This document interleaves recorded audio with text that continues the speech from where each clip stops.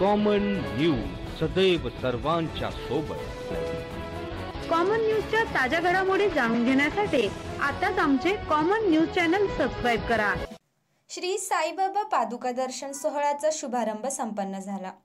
श्री साईबाबा संस्थान विश्वस्त व्यवस्था शिर्डीतर्फे आयोजित श्री साईबाबा पादुका दर्शन सोहळ्याचा आज दिनांक 10 एप्रिल रोजी सकाळी 7 वाजता संस्थानच्या प्रवेशद्वार क्रमांक 4 येथून शुभारंभ झाला।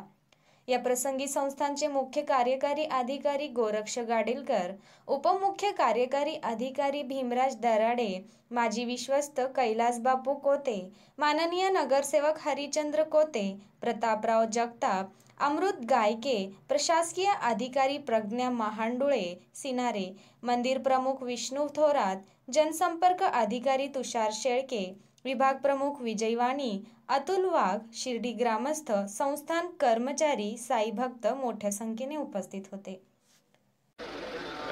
श्री साई बाबा के दर्शन के लिए दुनिया भर से जो लाखों साई भक्त यहाँ आते हैं, लेकिन जो साई भक्त यहाँ दर्शन के लिए नहीं आ सकते, उनकी दर्शन की व्यवस्था के लिए ये पादुका दर्शन सोहना की यात्रा शुरू की है।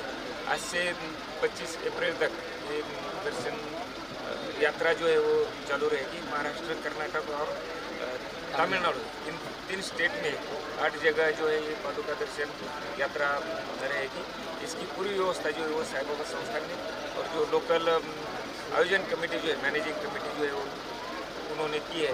उनके साथ रेगुलर मीटिंग होके और वहाँ जो जो जिले में ये जाने वाली है उस जिले की पुलिस अधीक्षक जो है उनसे बात करके सिक्योरिटी की भी पूरी व्यवस्था की है। जो साई भक्त दर्शन करने के लिए आएंगे तो उनका दर्शन अच्छी तरह से होना चाहिए, इसकी भी पूरा जो है ना इंतजाम किया है। कॉमन न्यूज मराठीसाठी प्रतिनिधी कविता भराटे, शिर्डी।